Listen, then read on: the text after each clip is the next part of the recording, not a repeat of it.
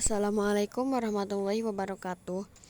Sebelumnya perkenalkan saya Siti Munawaroh dari kelas MBS 20B.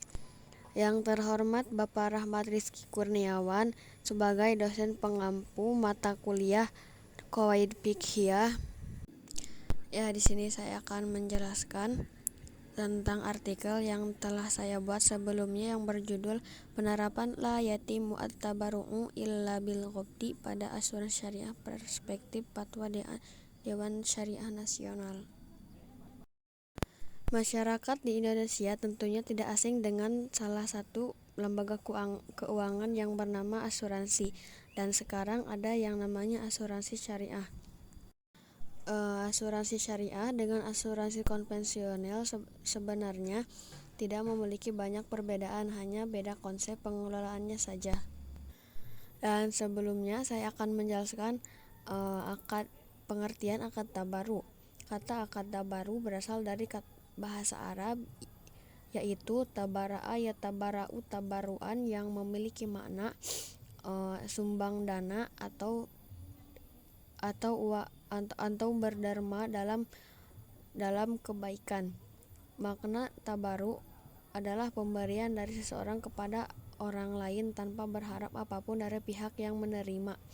Pihak yang menerima disebut mutabarrai dan bisa saja dari lembaga sosial atau organisasi keagamaan atau kemanusiaan yang lainnya.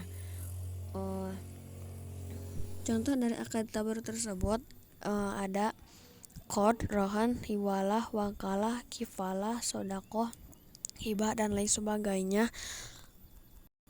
Dan ada juga asuransi syariah. Asuransi syariah termasuk ke dalam kategori akad tabaru karena asuransi syariah memiliki 3 konsep, yaitu saling bertanggung jawab, saling tolong menolong, dan saling melindungi. Bahasa Inggris insurance. Dalam bahasa Arab, asuransi ini dikenal dengan kata at-tamin, atau secara bahasa tumakninatun nafsi wa zawalul khauf, yang bermakna tenangnya jiwa dan kehilangnya rasa takut.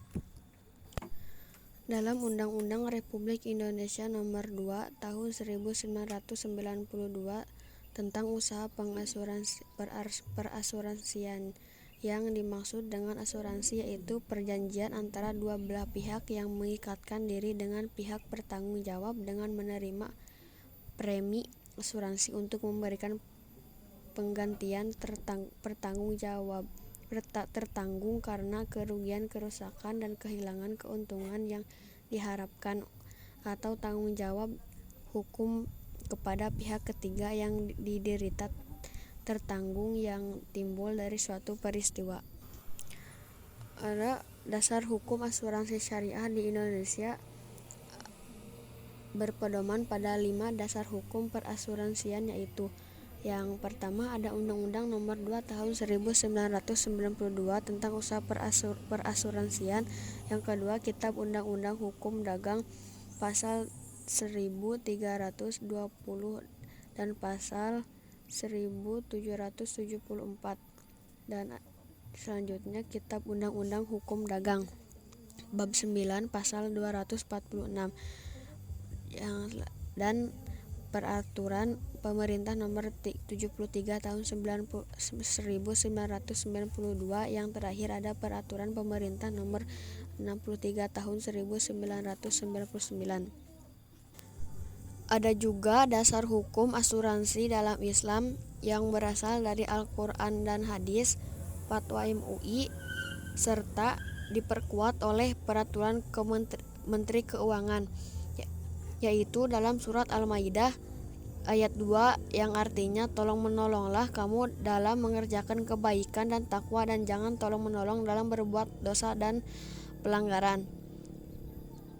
Dan serta dalam ayat lain ada menyebutkan dalam surat An-Nisa ayat 9 menyebutkan hendaklah takut kepada Allah orang-orang yang seandainya meninggalkan di belakang mereka anak-anak yang mereka khawatir terhadap mereka. Serta dalam hadis riwayat Muslim dari Abu Hurairah, barang siapa, yang artinya barang siapa yang melepaskan dari seorang muslim suatu kesulitan di dunia, Allah akan melepaskan kesulitan darinya di hari kiamat.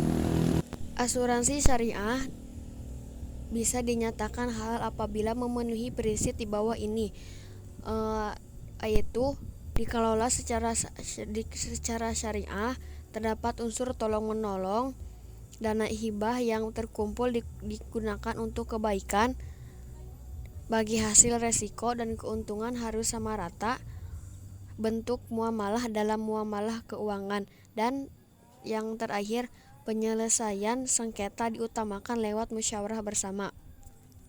Selanjutnya ada syarat-syarat asuransi syariah, yaitu berlandaskan dengan prinsip syariah. Yang kedua, tidak mengandung perjudian. Yang ketiga, tidak mengandung gharar atau ketidakjelasan, dan bebas dari riba, bebas dari mengandung kemaksiatan, serta menggunakan unsur tolong-menolong. Dan ada juga mekanisme pengelolaan dana pada asuransi syariah. Yang pertama, sistem product saving atau tabungan. Yang kedua, ada sistem non-saving atau non-tabungan. Sekian dari saya. Mohon maaf jika terdapat kekurangan dan ada salah kata. Wabillahi taufiq wal hidayah. Wassalamualaikum warahmatullahi wabarakatuh.